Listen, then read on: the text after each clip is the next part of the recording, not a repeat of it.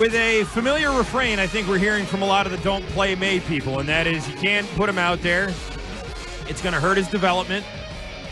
He's not an offense put around him that can protect him. There is not wide receivers that can get open. He's going to be holding the ball. He's going to be getting sacked. It's going to be the same thing you're seeing with Jacoby Brissett. And I even add this.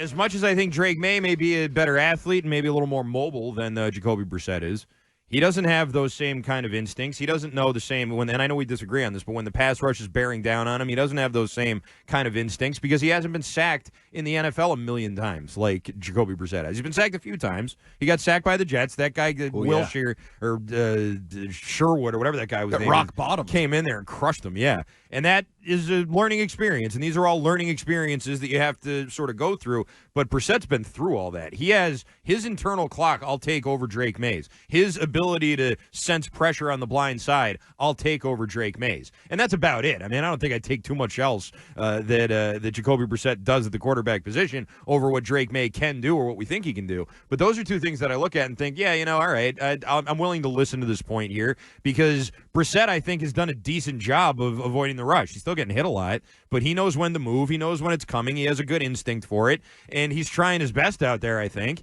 I don't know necessarily that Drake Maye would be able to do that, but even still, this is what they're saying. I mean, this is the company line. You can't put him out there. This team is not good enough. Yeah, and I struggle with it because these guys are professionals, and they've lived the life. Like James White got redshirted, essentially, his rookie year, if you remember. There was a while there where all those running backs kind of sat a year, and then you played the next year. And so he has seen this from the inside perspective, not as a quarterback, but as an NFL player and a guy that is involved in the offense, not a defensive back or whatever. I kind of disagree with it. And so today someone asked, and I don't know if there's a school of thought out there that maybe Jacoby Brissett is seeing ghosts and starting to anticipate pressure and not keeping his eyes downfield and going through his progressions. But I think you saw that in the San Francisco game. Yeah, I think you saw that a few times. And that's where I disagree with you. He has more experience. You're right. He's experienced way more sacks and pressures and all these things than Drake Maye. Is that a good thing or is that a bad thing at this point? That's my question. I don't know. I think he might be a little, and I also believe he's less athletic, so he has to, in his head, get out faster than Drake Maye does. Because I think Drake Maye can wait till the last second and trust his athleticism, his quickness, his feet. Whereas Jacoby Brissett, his own head coach, was the slowest black quarterback in the NFL, right? Right. So if he's going to get out, he probably has to get out a step too early, not a step too late. And we've seen some of those sacks or throwaways even where like he's kind of like he started to go, but now they got his leg and he's like trying to stumble and get rid of it. Maybe Drake Maye gets out of that because his feet are quicker and boom, he's gone. He's got the edge. Yeah. So I think you can argue in both directions on which guy would just in that. Or Drake Maye starts seeing ghosts too. Absolutely. Like Sam Darnold did. Or never sees the ghost and it's not a ghost. It's just a man who kills him. Right? It's just a boulder in Indiana Jones rolling him over. Yeah. Yeah, that's fake, right? That's a mirage. No, that's not a mirage. That's literally a boulder that's going to roll right over you right now. Better duck. But we'll never know. Like that is the only thing is the presumption, and you and I have talked about this, the presumption of negativity that everything will be negative. He's going to get hit. It's going to ruin his confidence. He's going to get hurt. Everything's negative. And then also the devaluation of, I had somebody respond to my poll when I gave you the results earlier. Yes. Why would you put him out there to what end or something? Experience? Like people just devalue experience, getting the process going. And I find it hard to, was the offensive line good last year? No. Right. It was better, but it's not good. But it stinks this year, right? Yes. Is it going to be good next year? I doubt it. Right. So I think you can repair an offensive line in an offseason. I think that's possible. Yeah, but there's a lot of bad offensive lines. I don't think they're going to do it. Right. Yeah. And that's my point. So, okay, you're not going to play him this year. You're going to play him, or you're going to play him in December behind a bad offensive line. And then next year, there's no guarantee. I know I keep saying Will Campbell or the kid from Texas. Plenty of highly drafted offensive linemen either struggle early before they settle in or are busts. Yeah, that happens. So he could very well have to. I don't know. Almost every starting left tackle in the league, though, is a top 15 pick. Like, if you want a top left tackle, you have to draft him high. Yeah, that's the majority of it. It's kind of like quarterbacks now. Yeah. If the receiver, because those are the things, right? Quarterback, tackle, receiver. The receiver is the one you can get somewhere else. Still, in modern football. Get the receiver in the second round, the third round, whatever. But if you want a franchise quarterback, most of them go in the first round. Most of them go high in the first round. And if you want a franchise tackle, most of them go in the first round, and most of them go high in the first round. But even with a franchise tackle, Will Campbell, I like using that as my placeholder. Yep. Let's put him in there. The line may still stink. David Andrews may retire. Brian Hudson could be your starting center next year for all I know. Like, your line, Layden Robinson may not develop. Maybe Layden Robinson looks like next year like he does on those consecutive plays in San Francisco where he gets bull rushed on one and I was going to use a B word, but I won't. Slapped around on the other. Yeah. If he looks like that, I don't know how good your line's going to be next year. Every quarterback I've ever seen, and I'm trying to think here, at some point has played behind a bad offensive line. It's part of the job. So maybe he learns sooner rather than later how to deal with it. Brady ever behind a bad offensive line? Yeah, I think there were some bad lines. He's had some that were better than others. Ever bad? I feel like he had a pretty charmed offensive line career. I think if Jacoby Brissett had been behind some of the lines Brady was, they would have looked bad, but Brady got rid of the ball quickly. Fair. I think they benefited like everybody else benefited from Brady's ability to get rid of the ball quickly, his accuracy, his head, the whole thing. So the players are all circling the wagons. I mean, we can go. We have Stiz. Do you have the Scott Pioli quote from Edelman's Games with Names podcast?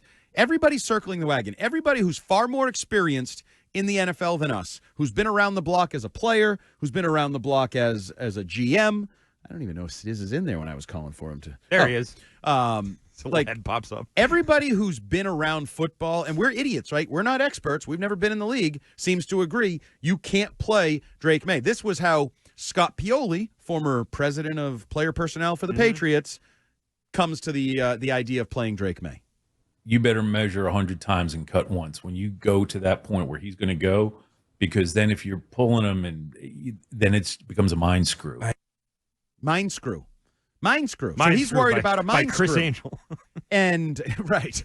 So, again, what did Pioli assume? Negative. Yeah. No positive. Nope. How come no one says, what if he sets a new record for completion percentage in 4 straight games like Jaden Daniels? Why can't he do that? I have been asking this question now for almost the entire time, since the season started, since before the season started. What if he just wins? Bo Nix, not playing great. Nope. Didn't Bo Nix just beat Aaron Rodgers? Sure did. Oh, interesting. And he beat Baker Mayfield right before that. So did the wheels fall off in Denver? No. Is it great? I'm not saying it's perfect or great, but he's learning. That is a huge confidence boost to a kid like him, especially someone that a lot of people wrote off and thought, he's the Mac Jones of this draft, basically, right? He's the last guy getting picked. He's not that good. He stayed in college forever. There's all these knocks on him and all these reasons to say, hey, he's probably not going to give you all that much. And they put him out there because why not? They don't have – that's the other thing is there's not this idea of, well, he's so inexperienced. These other quarterbacks have all been in college forever, Sure. Like they especially – and maybe not Williams so much, but the other two certainly have. They were in college for a long time. Penix is an older quarterback. And I think that sort of matters here when you talk about this. But even still – even with that, you're going to get the kid experience in the NFL or not. You drafted him. You got to own that draft pick. If you want to find reasons to not play him, yes, they are there. The offensive line, his experience, whatever. But if you want to find reasons to play him, I think you can find those. Like, can I counter any of your arguments you say to not play him that you just brought up? Those are all legit. Can I counter with, I don't know, he looked okay in the preseason. He was the best quarterback on the roster. Yep. And you said you're competing. Isn't that an argument? Yes. Experience matters, and your football coach believes you get better at playing football by playing football, right? Yes. And you said that a few times. You're starting the process of becoming an experienced quarterback because you can't get experience without experience. You're always going to make your first NFL start. Unless you're watching on the sideline, according to Alex Van Pelt. That's how you really get the experience. Do you, though? Oh, don't forget you get VR reps, too. The VR, right? Yes, of course. Right, yeah. Which I mock those. Getting sacked by a virtual reality lineman is really I don't know if there's value in those or not. There's probably some value in those. I think there's more value in those than standing on the sideline. I agree with that. Right? I'd agree with that. With that little black earpiece in, just listening to a play, eating seeds or whatever. Yeah, it's like a hyper-realistic video game. Yeah. There's something to be gained. There's probably an in-between value there. It's not like being in the game. It's like when you get Madden for the first time and you scroll through the ratings to see, like, what did they give this guy? Like, who's this player? Oh, I didn't know this guy's rated so high or whatever. Like, you go around the league, you learn something. That's kind of what the VR stuff is. But I just think for every point about he's not ready, it's not time, there's a counterpoint that can be made. And everybody has dug in their heels. Yeah. That's the other thing. Maybe not Gerard Mayo, though, as we mentioned earlier. Maybe he was in the play him, and then he goes, well, Andrews is out. How about we sit him all year? Yeah, how about that? I don't want to break him, and we'll probably all lose our jobs if we break him this time. Probably. And yeah, you don't want to break anybody, especially after the Mac Jones debacle. You don't want to be the team that breaks quarterbacks. You didn't break him until year 2. Exactly. That's a big, important point in all of this, but it does also lend the fact, whenever you break them, whether it's year 1, year 2, or year 3, or somewhere down the road, year 4, I guess by then, if you haven't broken them, then you're probably okay. But if it's any time in those first 3 years, it doesn't matter. Then no one's going to care about that. You're going to call the Patriots a place where you don't want to be drafted if you're a quarterback. You don't want to sign if you're a free agent. And if you get traded there, then you don't want to re-sign. You don't want to re-up with them because this place ruins quarterbacks because they don't have an infrastructure for one.